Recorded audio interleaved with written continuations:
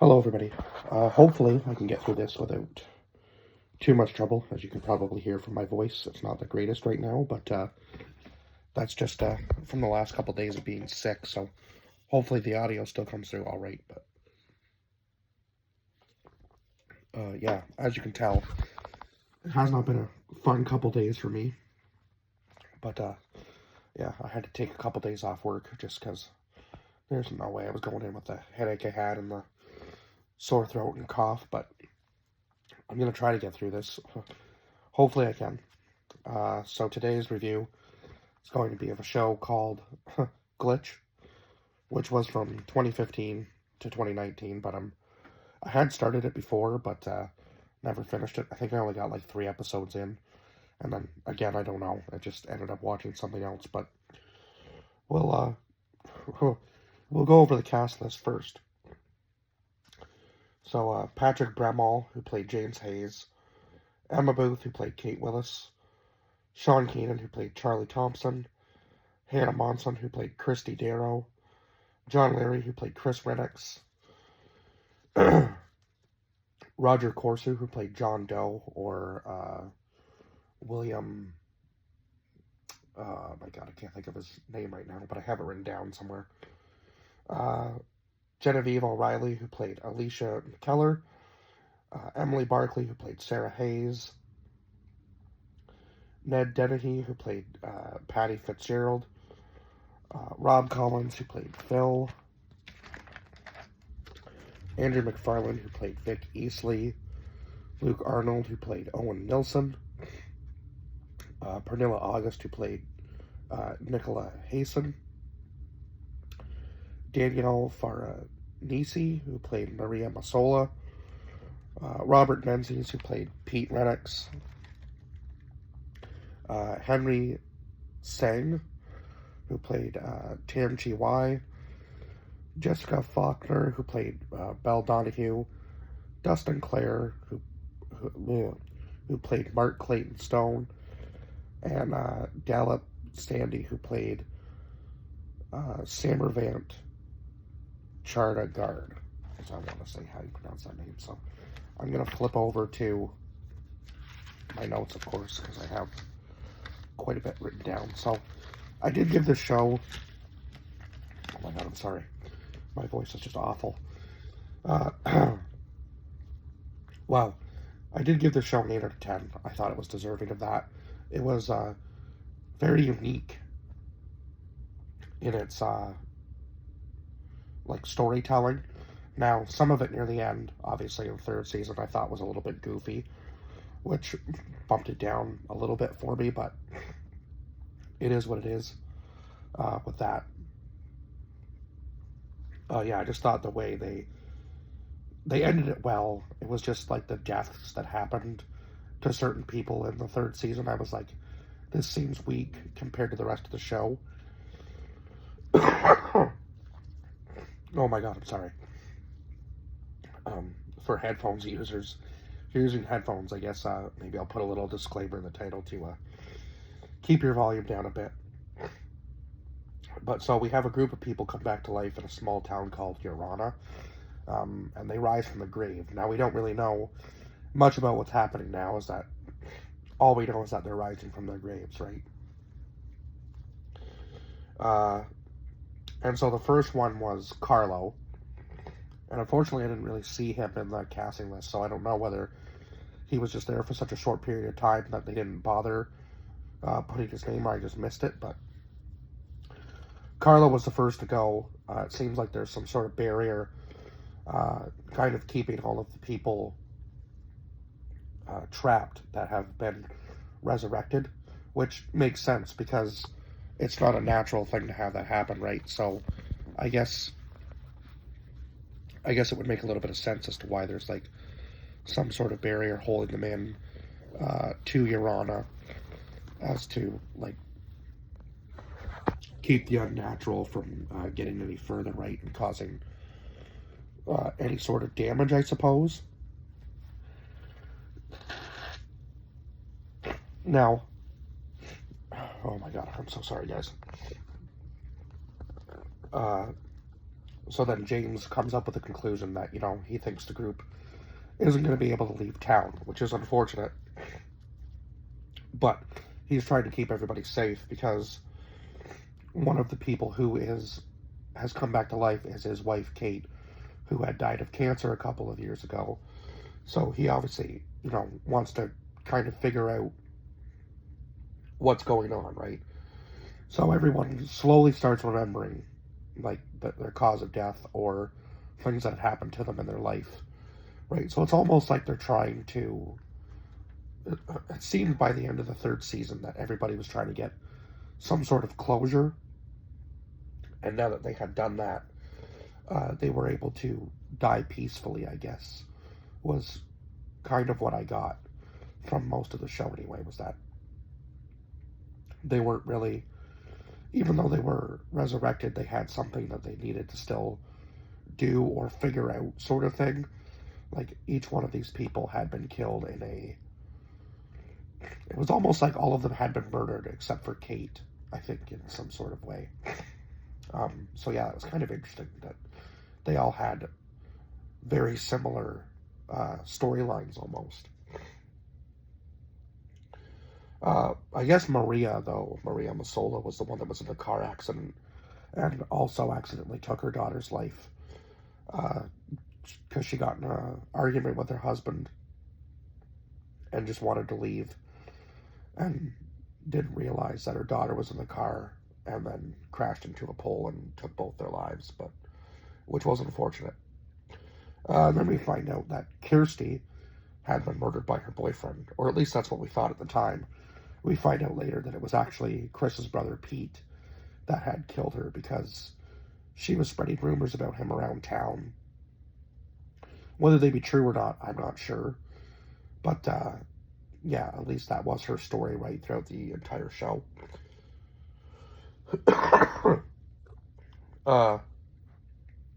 And then eventually, Kate shows up to James's house with the dog to reveal the truth, obviously. Maybe not exactly the way that James would have liked to have done that, clearly. Especially when, it's a big shock to Sarah, obviously, who's pregnant at the time, his new wife. So yeah, maybe not the best way to reveal that to her, that Kate's back alive, but it is what it is. And then right after that, Charlie finally starts to remember who he is. He starts to remember his time in the military. Patty remembers having his throat slit by his own son, all while this is taking place. So yeah, it was kind of interesting. It was almost like Alzheimer's in reverse. Like they were getting more of their memories back as time went on, which was, yeah, kind of a weird thing to have happen, right? And then, of course, Vic, who was working at the police station with Chris and James, dies in a car crash. And when he comes back, he's very much different and starts going after the group and killing them one by one. I think he only actually ends up killing Maria before James takes his life. But then we find out that Alicia had died 4 years ago, the doctor that he had been working with to help all these people. And I don't know, we never really understand why she wasn't getting hurt when they were going to the barrier. It's almost like if you were able to bring yourself back,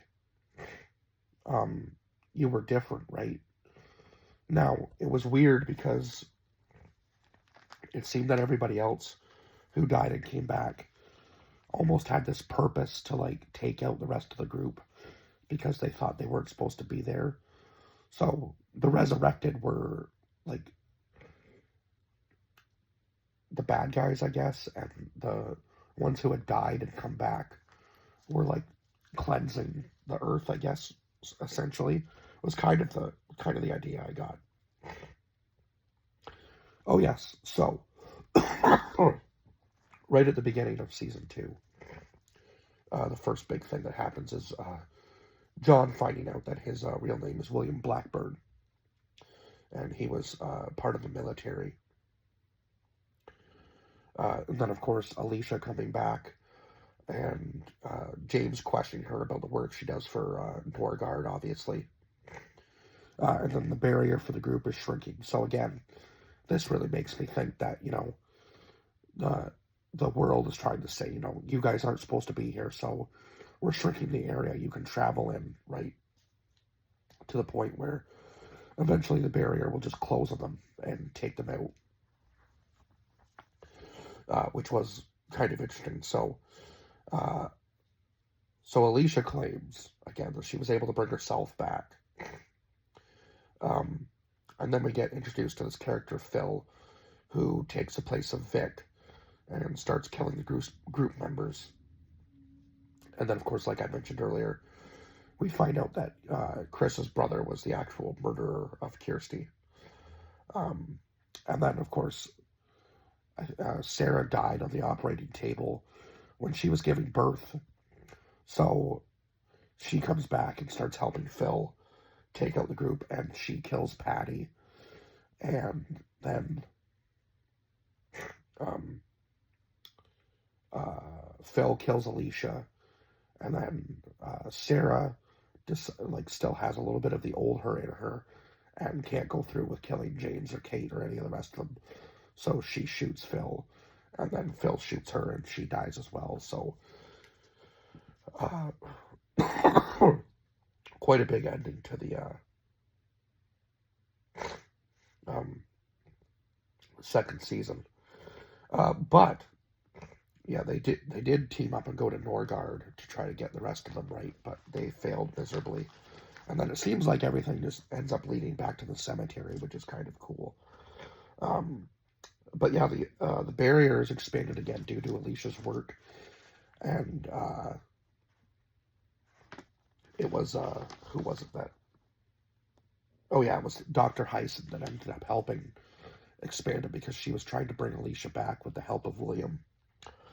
They weren't able to do that, unfortunately, but they were able to bring 2 new characters in for season 3, and then we get this religious cult in the 3rd season, which was kind of cool.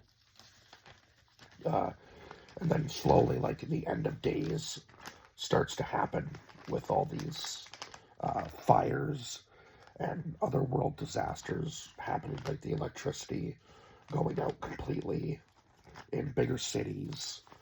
So yeah, it was all very interesting. So 2 new people are resurrected, like I said, and William is actually the one who does that with his little instrument thing that it's almost like a whistle, but he blows into it and creates the right frequency to bring these 2 new people back.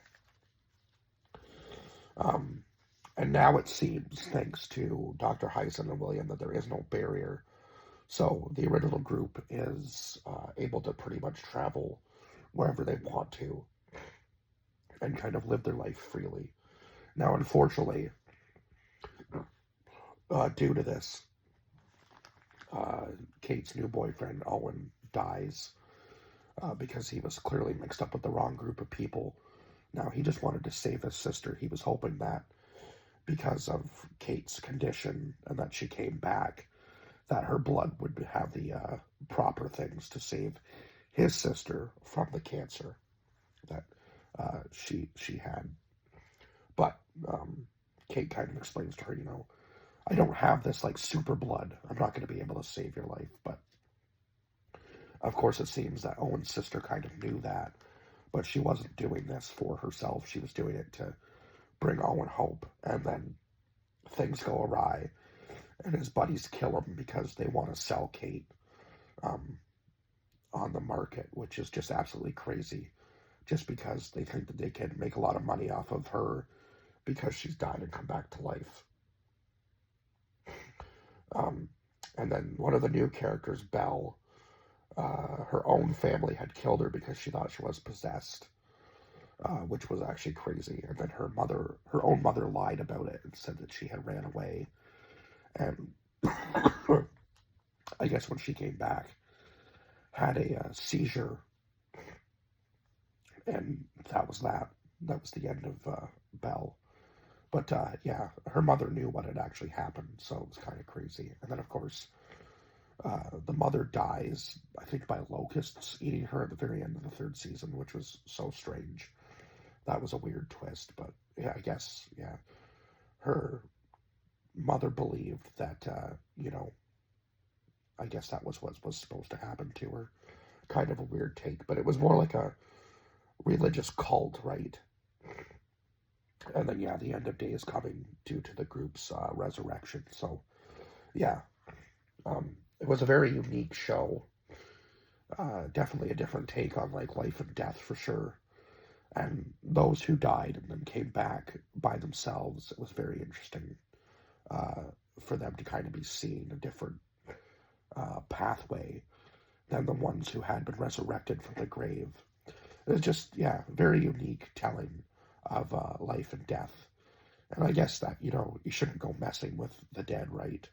Um, Now, obviously, Alicia's work was through uh, like tissue regeneration. And when Dr. Hyson brought William in, she was able to show him, like by taking his fingers, they regrew back. So she was saying if they were able to do that, maybe they would be able to bring back a person again. And that was William's hope, was that they were able to bring back Alicia. But obviously that didn't work. Now it did bring other people back. But I think once you've died twice, it seemed like there was no real hope for you, right? But yeah, definitely a touching ending. And then James's new daughter, 20 years later, comes back with Chris to visit the cemetery and his gravestone.